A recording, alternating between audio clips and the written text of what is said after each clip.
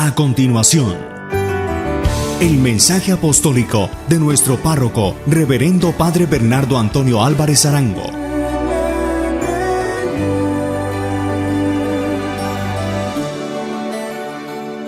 Aquí estoy, Señor, toma mi vida, sacerdote para siempre quiero ser.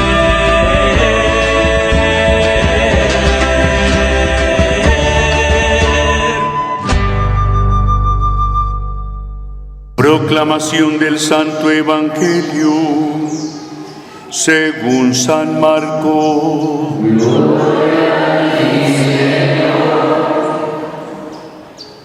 Cuando arrestaron a Juan, Jesús se marchó a Galilea a proclamar el Evangelio de Dios. Decía: se ha cumplido el plazo, está cerca el reino de Dios, convertíos y creed en el Evangelio.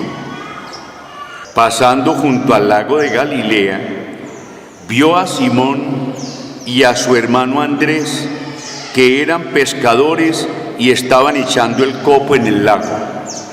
Jesús les dijo: venid conmigo y os haré pescadores de hombres. Inmediatamente dejaron las redes y lo siguieron. Un poco más adelante, vio a Santiago, hijo de Zebedeo, y a su hermano Juan, que estaban en la barca repasando las redes. Los llamó. Dejaron a su padre Zebedeo en la barca con los jornaleros y se marcharon con él. Palabra del Señor.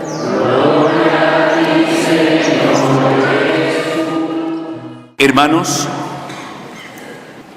como ustedes pudieron observar, el Evangelio de hoy es muy corto, pero denso. Trae mucho para que compartamos nosotros en esta tarde. Primero recordemos dos cositas que nos conectan con el Evangelio de hoy. La primera, recordemos que Jesús vivía en Nazaret. Recordemos que Jesús vivió en Nazaret 30 años en una vida opaca, podríamos decirlo humanamente hablando, opaca. 30 años pues luchando porque su mamá no le faltara la comida, el vestido, y a él tampoco. Trabajando y luchando. Pero hay un acontecimiento que es el que lo va a colocar a él en la vida pública. Y es el que nos conecta con el Evangelio de hoy. Hay un acontecimiento que viene como un campanazo a Jesús, que lo coloca en la vía pública. Abandona Nazaret, se va a la Judea. Hermanos, Jesús se va a Galilea. Recuerden que Galilea era llamada la Galilea de los gentiles. ¿Quiénes eran gentiles? ¿Qué era ser gentil? Gentil era aquellas personas que no conocían a Dios, aquellas personas que no tenían idea de Dios y que tampoco les importaba Dios. Esos eran los gentiles. Jesús abandona Nazaret y se va precisamente para Galilea a compartir con esta gente. Eso fue la presencia de Jesús en Galilea, es lo que hace posible que el lago de Galilea o el mar de Galilea adquiera tanto relieve bíblicamente. No sé si ustedes saben que los visitantes de Tierra Santa, uno de los lugares que más prefieren visitar es el lago de Galilea. Y se preguntarán por qué. Porque en Galilea, en el mar de Galilea, que no es ningún mar, es un lago muy grande, ¿cierto? pero no en ningún mar. En el lago de Galilea ocurren acontecimientos muy importantes de la vida de Jesús, muy importantes de la vida de Jesús. Y uno de los acontecimientos importantes de la vida de Jesús es el que nos narra el Evangelio de hoy. Ya lo veremos. Comencemos entonces por una primera afirmación que nos da el Evangelio de hoy. ¿Cuál era la profesión de estos 4 muchachos que llamó el Señor, que estaban en el mar de Galilea, que estaban con sus redes, con sus papás, trabajando? Ellos eran pescadores, pescadores de oficio, hermanos. Ellos, pasa Jesús y ocurre un fenómeno muy raro, hermanos, un fenómeno sumamente raro ocurre en este momento. Jesús les ofrece un oficio insólito, raro, que yo estoy seguro que no entendieron ni forro. Pasa Jesús y les dice: vea, síganme, y a partir de ahora ustedes serán pescadores de hombres. ¿Qué iban a entender eso? ¿Quién podría entender eso? Hay 2 cosas ahí muy grandes para no entender. La primera, ¿por qué lo siguieron si no conocían a Jesús? ¿Por qué lo siguieron, hermanos, si esta es la primera salida pública de Jesús?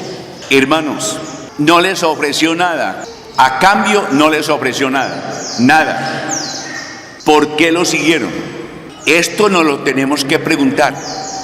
Pues a esto vamos a dar respuesta en la reflexión de esta noche. A esto vamos a dar respuesta hoy, hermanos. Queridos hermanos, hay otro dato que a mí me encanta del Evangelio de San Marcos. Y es que Marcos presenta siempre la persona de Jesús en movimiento. Siempre está en movimiento. Está aquí, está allá, aquí llama, aquí cura. Siempre está en movimiento. Ese acontecimiento me encanta. Y vamos a ver ahora por qué. Resolvamos entonces la primera pregunta. ¿Por qué abandonó Jesús a Nazaret y se fue para esta región de Galilea? Miren que el Evangelio de hoy nos lo narra. Cuando Jesús supo que Juan el Bautista había sido cogido preso, entonces aparece Jesús en la vida pública. Juan Bautista a la cárcel y Jesús a la calle. Miren ustedes, Juan Bautista preso, le van a callar la boca y comienza Jesús. Juan Bautista nos decía en la Navidad que él no era la palabra, que él solamente era la voz que clama en el desierto. Y les decía: la palabra es él, el que viene detrás de mí, de quien no soy digno de desatar sus sandalias. Primera razón que nos da hoy el Evangelio. Jesús abandona. Claro que hay otras razones también para abandonar a Nazaret.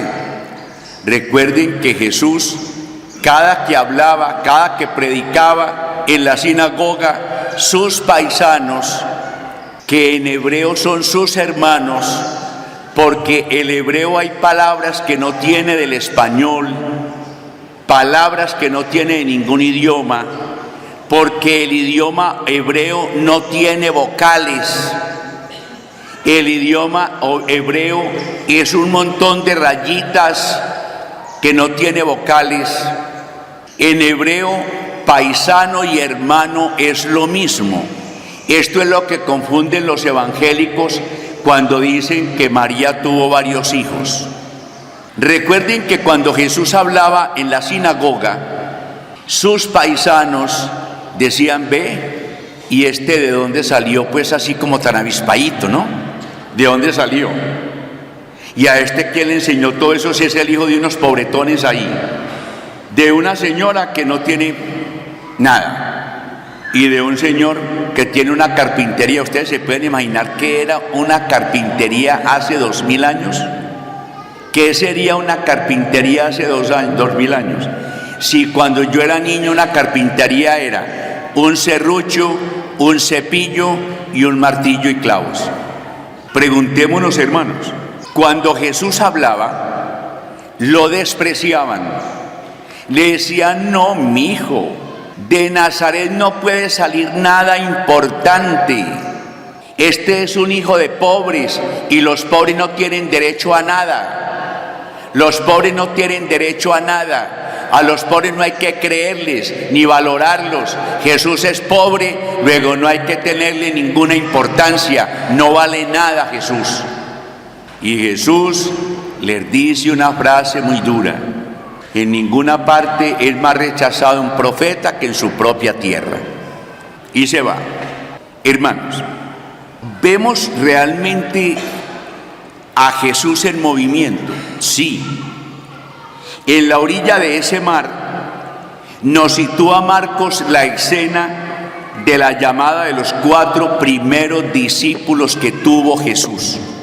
Los 4 primeros apóstoles que tuvo Jesús. De 12, de un tirón se consiguió 4. Y Marcos nos dice que eso ocurrió a orillas del mar de Galilea.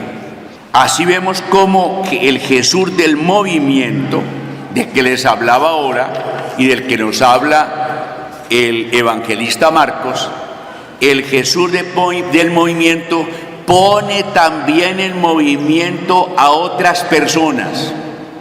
El que se acerca a Jesús se pone necesariamente en movimiento. A Jesús no le gustan las estatuas, la gente así pasmada, la gente que se cree muy buena y entonces se queda como una estatua de sal. A Jesús no le gusta eso. Todo el que tenga que ver con Jesús entra en movimiento, entra en acción, todo el que tiene que ver con Jesús. La escena, hermanos, de la elección de los 4 primeros discípulos de Jesús es tremendamente descarnada, sin adornos de ninguna clase. No dice: bueno, entonces Jesús necesitaba a quien le ayudara y entonces Jesús comenzaba a enfrentarse a una sociedad hostil, a los judíos y tal y tal y tal. Nada, hermanos. Es sobria como todo lo del Evangelio. Sobria como todo lo del Evangelio, hermanos. El esquema que emplea Jesús es muy simple: llamada, respuesta. Ese es el esquema de Jesús: llamada, respuesta. Jesús mira de manera especial y toma la iniciativa. Miren ustedes cómo se va dando este proceso, que es enormemente importante en la vida de Jesús. Jesús los mira, claro, hermanos. Él vio, nos dice Jesús, los vio. Para llamar a alguien, primero hay que verlo. Jesús los vio. Es que la mirada de Jesús es una mirada que elige, una mirada que acoge, una mirada que lo saca fuera de la gente. Aquella es la persona que me interesa. Así la mirada se hace mensaje, se hace propuesta de comunicación. Hermanos, la mirada de Jesús es una mirada que se convierte en propuesta, que se convierte en mensaje. Es una mirada que transforma, que trastorna la vida de nosotros. Es una mirada de afecto que va transformando la vida de estas personas. Ahí vemos la originalidad de Jesús. Ahí la vemos. Jesús es muy original. En el judaísmo de la época eran los discípulos los que buscaban al maestro.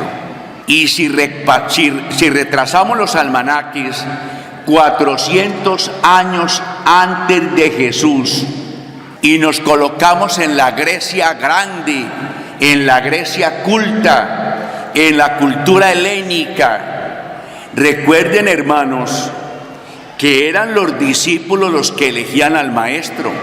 Fueron los discípulos los que eligieron a Sócrates, los discípulos los que eligieron los que eligieron a Aristóteles, los que eligieron a Platón, los que eligieron a Heráclito, los que eligieron a Sófocles, a los grandes pensadores de la época, los grandes maestros filósofos de la época. Los discípulos fueron los que los eligieron a ellos. Pero, hermanos, en la vida cristiana es al revés. Aquí no son los discípulos los que eligen al maestro, es el maestro el que elige los discípulos. Es el maestro el que dice usted, usted y usted. Es el maestro el que elige. Es el maestro el que llama. Es el maestro en que comienza una tarea. Jesús los ve e inmediatamente les pone una tarea. Jesús no se pone a explicarle y nos dice, vean, síganme que yo soy fuerte, yo soy el Superman, yo soy Tarzán, síganme que yo síganme que yo tengo un sistema filosófico. Jesús nunca tuvo un sistema filosófico. Jesús no fue filósofo. Jesús fue un predicador callejero, pero Jesús no fue un filósofo callejero. Jesús no fue filósofo. Jesús no hizo un sistema filosófico. Nunca tuvo un sistema filosófico. Ni lo tiene, pues, obviamente que no. Hermanos, Jesús los llama y les pone una tarea. A partir de hoy, ustedes serán pescadores de hombres. ¿Qué es en la vida cristiana? ¿Qué significa esto en la vida cristiana? Es la respuesta a la manifestación de la gracia. Cuando tú respondes a la gracia que te da el Señor, respondes a la gracia que te ofrece el Señor. Todos hemos recibido gracia sobre gracia. Todos hemos recibido muchas gracias, hermanos. Todos hemos recibido muchas gracias del Señor. ¿Cómo hemos respondido? No sé, ustedes saben. ¿Cómo hemos respondido a las gracias del Señor? Si me decido a seguir a Cristo es porque he sido invitado en esa dirección por alguien que se ha decidido a favor mío. Es Dios quien nos busca. No conquistemos al Maestro, sino que somos conquistados por Él. Nosotros no conquistamos al Maestro. Él es el que nos conquista a nosotros.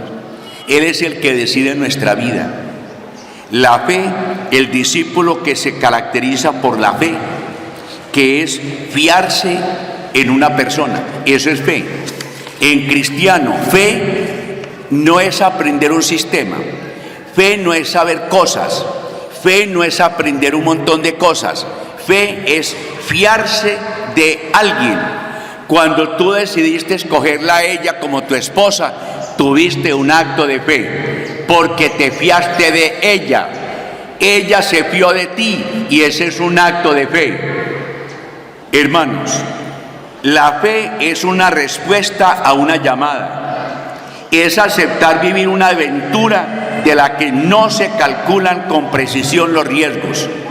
Ustedes no observan una cosa, que en el Evangelio de hoy no se hace hincapié, óiganme bien, en el Evangelio de hoy no se hace hincapié sobre lo que los apóstoles dejaron, sus barcas, su familia, nada. Lo que se hace importante en el Evangelio de hoy es que ellos fueron llamados. Lo que se hace importante en el Evangelio de hoy no es lo que ellos dejaron, sino lo que ellos encontraron. ¿Cuántas veces te ha llamado el Señor para que dejes la forma como eres hasta hoy? Aburrido, desesperado, desconfiado, con vicios, con problemas. ¿Tú qué crees? ¿Que es más importante lo que dejas o lo que encuentras? Jesús no gana nada con que tú dejes el alcohol. Jesús no gana nada con que tú dejes la infidelidad matrimonial. El que ganas eres tú. Es que nosotros fuimos creados para la felicidad. El infiel no es fiel, no es feliz. El borracho no es feliz. El jugador no es feliz. El que ingiere drogas no es feliz. Ni aquí ni en ninguna parte del mundo es feliz. El que ingiere drogas, el que cae en la droga no es feliz. El que cae en el alcohol no es feliz. El que roba no es feliz. El que maltrata a otro no es feliz. Eso no lo hacemos para que Dios lo reciba. Es que Dios no necesita eso. Dios es Dios. Eso lo hacemos para que tú te sientas feliz. Cuando la mamá le dice a la hija: mija, ese muchacho no te conviene, ese novio o esa novia no te conviene, es porque ella va a ganar por eso. Ella no va a ganar por eso. Ella no es la que se va a casar con el muchacho ni con la muchacha. Eres tú. Es que tu mamá se preocupa porque seas feliz, porque tengas una vida a tus manos, porque estudies, porque te esfuerces. No es tu mamá la que gana, eres tú el que ganas. Eres tú el que ganas, hermano. En la llamada de Jesús es más importante lo que encontramos que lo que dejamos. Aquí tenemos en el templo en este momento al último joven que se ha retirado, que hemos ayudado a salir de debajo de los puentes, que hemos ayudado a salir y que ya hoy comenzó a vivir en una casita aparte. Se le ayudó a conseguir camita, cobijas, cositas, hasta nevera se le ayudó a conseguir. Todo se le ayudó a conseguir. Si tuviéramos tiempo y si él pudiera sentarse aquí, algún día lo hará y contará quién era y quién es hoy. ¿Quién ganó? ¿Nosotros? Sí, la sociedad gana cuando hay bienestar para todos. Todos ganamos, eso es verdad. Pero el que más ganó fue él, su compañera, su niño, el hogar que va a formar, el hogar que comienza a organizar en su vida. El que gana es él. Nosotros ganamos desde el punto de vista social, orden social, disciplina social, honestidad social. Hermanos, el seguimiento, observemos, hermanos, que el acento, el Evangelio no lo pone en lo que ellos dejan, sino en lo que ellos siguen. ¿A quién siguen? Síganme. Y lo siguieron sin conocerlo. Y además les va a dar un empleo que ni siquiera saben qué es eso. ¿Cómo que ser pescadores de hombres? ¿En qué mar habrá hombres para pescar? ¿Qué es discípulo? De esa manera no es alguien que ha abandonado algo. Discípulo, según el Evangelio de hoy, no es el que abandona algo. No, discípulo, hermanos, es quien ha encontrado a alguien. Ese es el discípulo, el que ha encontrado a alguien. Ese sí es discípulo, hermano, el que ha encontrado a alguien. Discípulo es alguien a quien se sigue.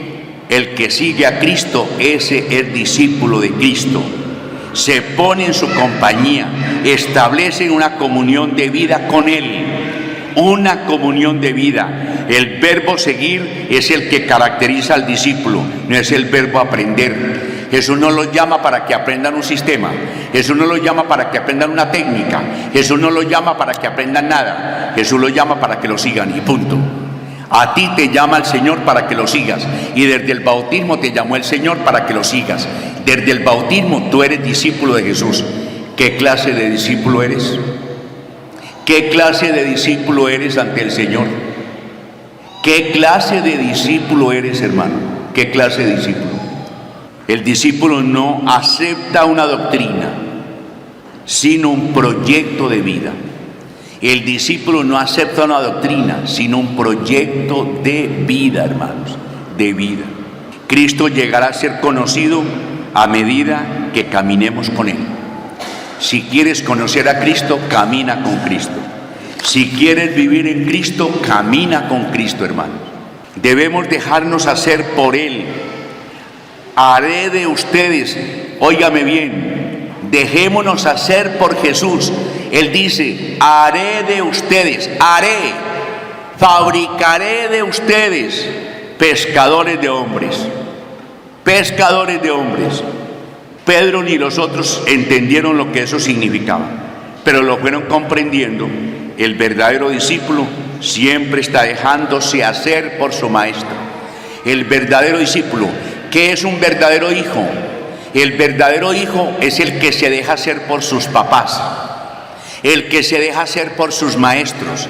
Ese es un verdadero hijo, el que se deja hacer. Por eso, el principio del libre desarrollo de la personalidad es absolutamente falso. Eso no es verdad, eso es una falacia. Y una falacia es una mentira con apariencia de verdad. El verdadero hijo, el verdadero discípulo es el que se va dejando hacer. Y nos vamos dejando hacer por el maestro. Ese es el taller del maestro.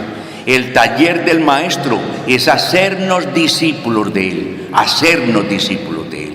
Queridos hermanos, ¿cómo podríamos calificar hoy nosotros nuestro discipulado de Jesús? Jesús vuelve de Galilea después que Juan Bautista es apresado.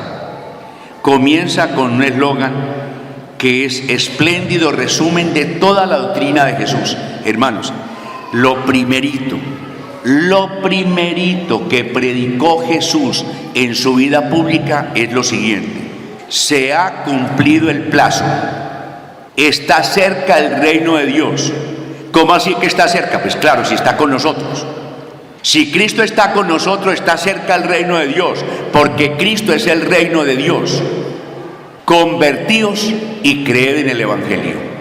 Esto es lo que nos pide el Señor. Convertíos y creed en el Evangelio. Esto es lo que les vamos a decir a ustedes el miércoles de ceniza. Convertíos y creed el Evangelio, la palabra de Jesús. Queridos hermanos, observemos que el cambio que Jesús nos pide no es un mero remordimiento. Jesús no nos pide que tengamos remordimientos de lo que hicimos. Remordimiento es una conducta que nos lleva a revivir el pasado, que nos acusa. Me lo reprocho continuamente. Ese es el arrepentimiento. Jesús no nos pide únicamente eso, hermano. Jesús no nos pide remordimiento. Jesús no nos pide que simplemente, qué lástima que yo hubiera hecho esto, qué lástima yo haber entrado a la cárcel, qué lástima yo haber... No, eso no es lo que nos pide, remordimiento no. Jesús nos pide conversión, que no mira al pasado. La conversión no mira al pasado, sino que mira al futuro. La persona que se convierta no está mirando, ay, cuando yo hacía tal cosa, ¿eso para qué? Lo que a mí me importa ahora, lo que estoy haciendo, el futuro, lo que el Señor me ofrece. Hermanos, ¿quieren ser discípulos de Jesús? ¿Quieren dejarse llamar de verdad por Jesús? Jesús nos llama todos los días, nos está llamando a una conversión real, a un cambio de vida, a que dejemos, para que le demos valor al año nuevo, porque no, esto de nuevo no tiene nada. En los 15 días o 20 días que llevamos del mes de enero, me da la impresión de que el año nuevo estaba muy usado ya. El año nuevo estaba muy usado ya, muy usado. Esta es la palabra de Dios hoy, hermanos. No sé cómo les parezca, no sé cómo les llega a ustedes la palabra de Dios hoy, pero esta es la palabra del Señor. El reino de Dios está cerca. Ese reino de Dios que soñamos y anhelamos todos, está cerca. No lo pierdan, hermanos, no lo pierdan. Ese es el reino de Dios para que hagamos una comunidad viva, fuerte en el Espíritu del Señor. Unas comunidades verdaderamente pentecostales, donde vivamos el Pentecostés como la realidad del Espíritu Santo entre nosotros. Una realidad extraordinaria para que vivamos la experiencia profunda de un Jesús que nos ama y que quiere nuestra felicidad. Amén. Hemos escuchado el mensaje apostólico de nuestro párroco, Reverendo Padre Bernardo Antonio Álvarez Arango. Aquí estoy, Señor, toma mi vida, sacerdote para siempre.